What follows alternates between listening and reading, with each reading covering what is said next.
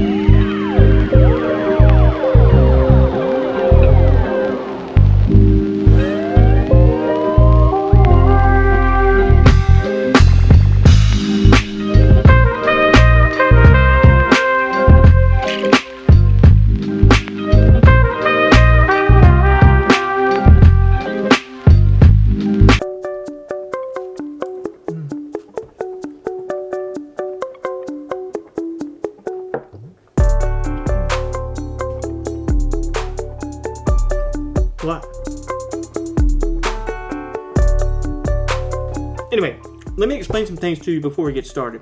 Now, there are things called presets, actions, and filters. In general, they are pretty much all the same, but they do have a few differences. An action, that is basically a recorded set of steps or adjustments, kind of like a macro, that the creator or the photographer will apply to a photograph. Now, once that is applied and saved, you can apply that action to other photographs. Now, the good thing about an action is that you can go back in and make these adjustments to your liking. Now, with a preset, it's very similar to an action. It is basically a copy of a set of adjustments that the creator or the photographer has done to a photograph. You can save that, and then you can apply that to any other photograph of your choice. Now, just like with an action, you are able to go back into that preset and make minute adjustments to suit your needs for that photograph. Now, a filter is just a little bit different. Now, you can find filters primarily in mobile applications or things like Instagram. They are really just overlays. Now, once you apply a filter, you really don't have any way to make any adjustments typically. About the only adjustment that you're going to be able to make is the intensity level of that filter being applied. So it really doesn't give you as much leeway and play as, say, maybe an action or a preset would do. Now that we have a better understanding about presets, actions, and filters, presets are my favorite, so I want to show you how to make one in Adobe Lightroom Mobile. Now, I will show you in the desktop version as well, because simply some of the features are located in different areas. So here we are inside of Lightroom CC. Now, this Lightroom Classic CC is the older desktop version. This is the newer version, and they also have the Lightroom Mobile version, which this pretty much is the same thing. Now, this version that I'm using is the Adobe version of 2.4.1, just for your knowing. Now, this day that we went out, this is my friend Sara, we went out to do some portrait shots on the beach. This was honestly a really foul day because it had just rained. There was a lot of clouds, really overcast, dark. The wind was blowing crazy, sand was everywhere. Yeah, just a typical rotten day, right? Anyway, we made the best of it, and some of these shots really came out good, I thought. What happened, let me show you the original version, you'll see what I mean. See how dark that is? Now, honestly, every photographer wants to get it right in the camera as much as they possibly can, and that saves you a lot of time in post-production work. However, sometimes you just can't do it, and this was one of those times. This is really dark, but I did some work to it, and I came up with this adjustment right here, which I really like. To me, this gives off really kind of an earthy, vintage look. You know, the wind's blowing through her hair. It exemplifies her skin tones or olive tan complexion. But then in the background, you can see a lot of blue greens and sea green type of colors, which lets you know where she is in a sense. So I really like the way this came out.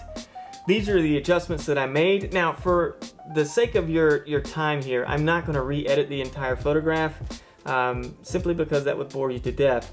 You get the picture. This right here is all of the areas where you'll make adjustments, just like I did here, and I'm going to just offset a few of them just for the sake of doing it. Now, I'm not going to fool with the exposure. I am going to fool with the temperature. Let's say we want to make this, instead of a cooler photograph, we want to make it a little bit more warm. Okay, there we go. A little more autumn. And let me see if I can, I'm going to fool around with the texture. I'm going to soften it up just a little bit. Soften up the clarity just a little bit so it's not so rough. And maybe tone down the vignette, or vignette as some people call it.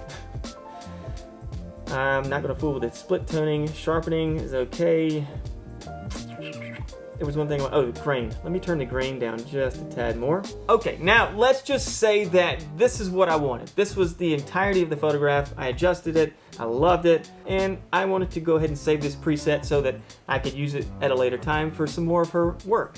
Well, in the Lightroom CC desktop version, not the classic, but this version that I'm in right now, in order to create a preset, you first need to be in the preset section, okay? You'll click on that down there at the bottom right hand side, and then from here you'll go up to presets at the top of this box, this little 3 dotted area. You'll click on that and you will create preset. Pretty simplified. Now this area here that says select, these are all areas where you made adjustments. Now within these areas you can select and deselect what you want to copy. Let's say that I had done some tool work. I had made a linear gradient or a radial gradient, and I wanted to copy that and save that within the preset. Well, I don't want to do that because I didn't make one. Let's go down to light, exposure, all that's changed. Generally, I don't fool with exposure. I do not save that in my presets if I plan to sell them to someone else. But I did in this one because I already knew that I had shot these incorrectly as far as the exposure. And I wanted to correct that so that when I use them in the other set of photographs that I'd taken from the same day, it would all match. So let's go through color. Most of those are all checked. Effects, most of those are all checked. Detail and optics, I normally don't do the optics. I turn that off as well. And that is pretty much it with the selections of tools that I want to copy. So now that I'm satisfied with that, I'm going to go ahead and name it. Let's just say for the sake of things, I'm going to go ahead and label this Sara number 3. So I will know which one it is. And I'm going to save it in the group of user presets and then click save. All right. Well, there it is right down at the bottom. So we have Sara 3 and then we have the original Sara, and then a Sara number 2. That is just how simple it is to create a preset, and then you have that saved. Now this can be used on any other photos that you have. Now I want to show you how to do that within Lightroom Classic, the desktop version. It's pretty much the same principles and the same process. However, presets and where to save them and create them are in a different location. So like before, I've made all of the adjustments right here, and I'm going to just resave this one again. I like the way this looks, so if you go to this side over here, the left side of your screen, there is an area called presets, right? Now if it is not carried down, click on the triangle and the triangle will point down, and then on the right hand side of that box you'll see a plus sign or symbol. Click on the plus symbol, and then from there you can click create preset. Now once again you've got your settings area just like in the other version, where you can check and uncheck what types of tools and effects that you want to save in that preset. Now I'm just going to label this, we'll do Sara 3. Alright, and I'm going to use it in the group of user presets. I've got everything the way I want it. I'm going to click create, see what happens. What? Look at that. It's down there. It's down there in my user presets. I love it. Now I can use that on other photographs that I have of this set, or maybe even something completely different. Okay, so let's take a look inside the actual version of Adobe Lightroom Mobile. Now we're inside of a tablet here, and then on the right hand side, in order to find out where your presets are, you're going to look on the right hand side towards the top, and you'll see 2 circles. One that's going to be white, one that's going to be black. And then in the middle, it's kind of a shaded area.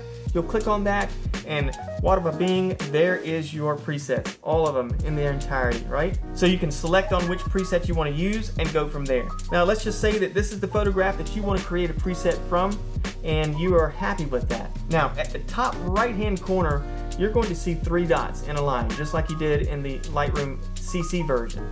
Click on those 3 dots, all the way kind of down towards the bottom, you'll see where it says create preset.